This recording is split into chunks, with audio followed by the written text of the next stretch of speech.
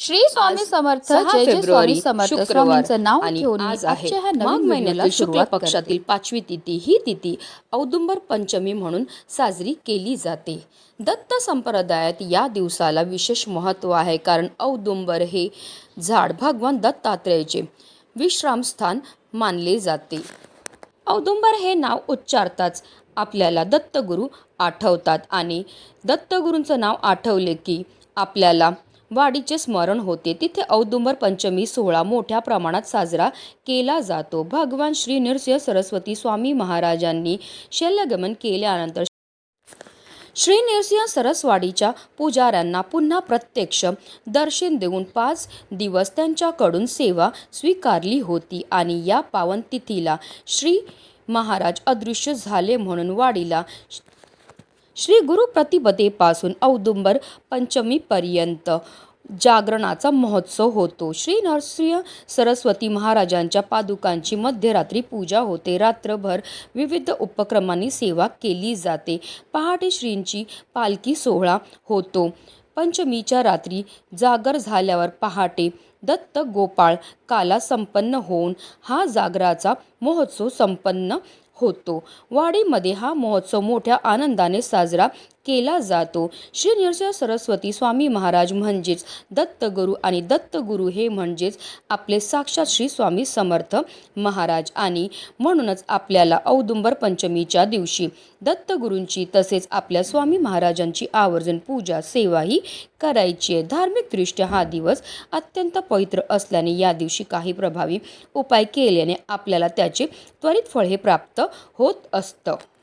आणि म्हणूनच आज औदुंबर पंचमीच्या दिवशी तुम्ही काही नाही केलं तरीही चालेल, पण संध्याकाळी दिव्याखाली ठेवा ही एक वस्तू. ही वस्तू ठेवल्यामुळे आपल्याला सर्व कामामध्ये यश तर प्राप्त होणारच आहे, पण आपल्या 7 पिढ्यांचं दारिद्र्य नष्ट होऊन श्रीमंतीचा योग हा सुरू होईल. गरिबी नावाला उरणार नाही. लक्ष्मी प्राप्ती करता, कर्जमुक्ती करता, इच्छापूर्ती करता सर्वात प्रभावी असा हा उपाय मानला जातो, ज्याबद्दल सविस्तर आणि महत्त्वाची अशी माहिती मी तुम्हाला या व्हिडिओमध्ये देणार आहे. तर व्हिडिओ पूर्ण पहा आणि जर तुम्ही माझ्या चॅनलवर नवीन असतील तर चॅनलला सबस्क्राईब करा आणि शेजारी बेल आयकॉन सुद्धा प्रेस करा, जेणेकरून तुम्हाला माझ्या नवनवीन व्हिडिओचं नोटिफिकेशन हे मिळत राहील आणि तुम्ही एक पण व्हिडिओ मिस करणार नाही. आणि कमेंटमध्ये श्री गुरुदेव दत्त लिहायला विसरू नका.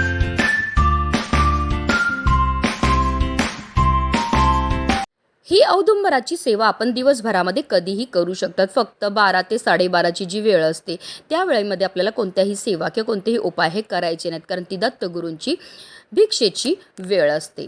साक्षात दत्त निवास असलेला पवित्र वृक्ष म्हणून औदुंबराची ख्याती आहे. 21 गुणांनी परिपूर्ण औदुंबर वृक्षाखाली सद्गुरू माऊली दत्तांनी साधना केली. औदुंबराला भूतलावरील कल्पवृक्ष म्हणतात, कारण प्रभू विष्णूंनी औदुंबराला आशीर्वाद दिला आहे की याला सदैव फळे येतात. तसेच या झाडाचे पूजन व भक्तीने सर्व मनोकामना पूर्ण होतील.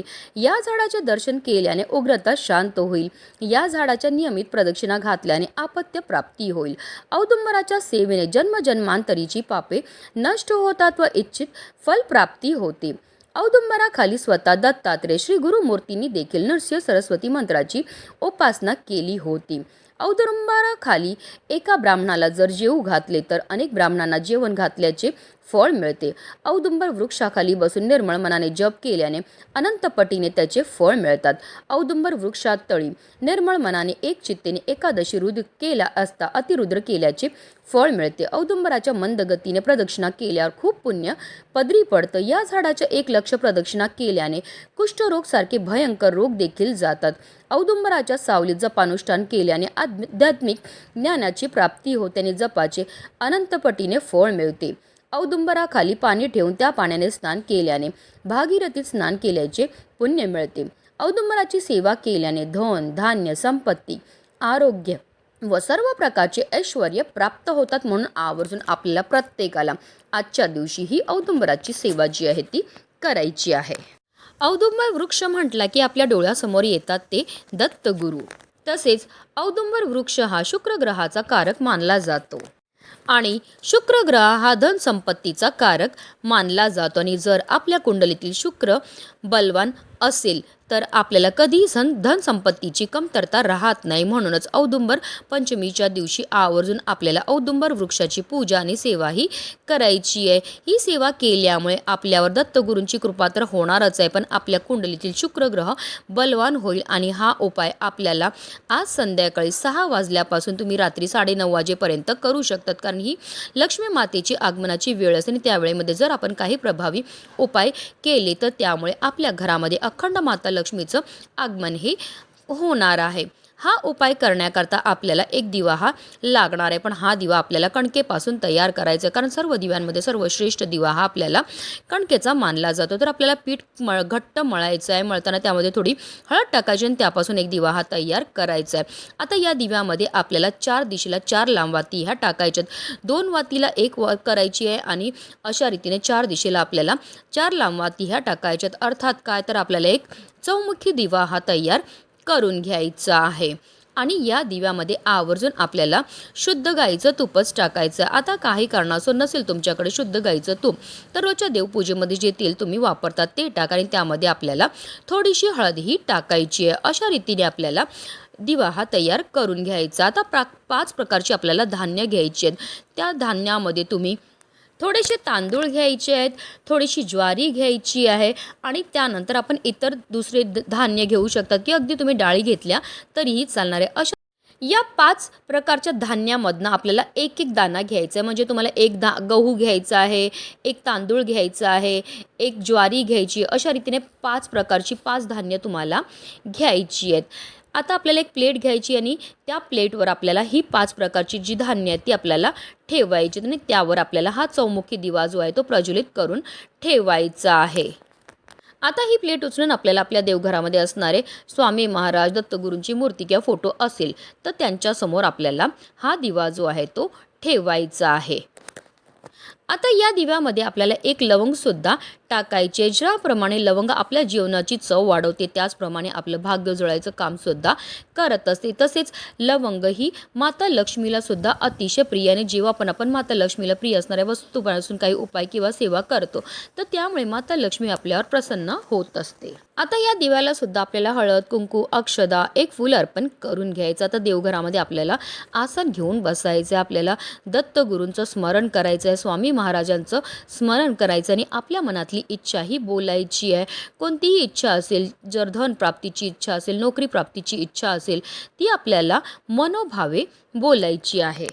आता हा जो चौमुखी दिवा आपण प्रज्वलित केलेला आहे त्यामध्ये आपल्याला तेल किंवा तूप एवढं टाकायचं जेणेकरून कमीत कमी हा दिवा जो आहे तो रात्री 12 वाजेपर्यंत तरी प्रज्वलित राहील. अशा रीतीने आपल्याला हा उपाय जो आहे तो करायचा आहे.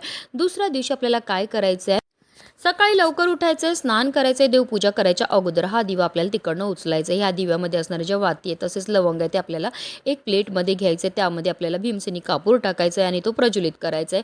आणि याचा जो धूर आहे तो आपल्या संपूर्ण घरामध्ये आपल्याला श्री स्वामी समर्थ, श्री स्वामी समर्थ या मंत्राचा जप करत फिरवायचा आहे. यामुळे आपल्या घरामध्ये असणारी जेवढी पण नकारात्मकता, इडापिडा, ग्रहदोष, वास्तुदोष, पितृदोष, घरामध्ये असणारी जी अलक्ष्मी ती घरातनं काढता पाय करून निघून जाते आणि ज्या घरामध्ये कोणत्याही प्रकारचे दोष नसतात त्याच घरामध्ये माता लक्ष्मीचं आगमन हे होत असतं.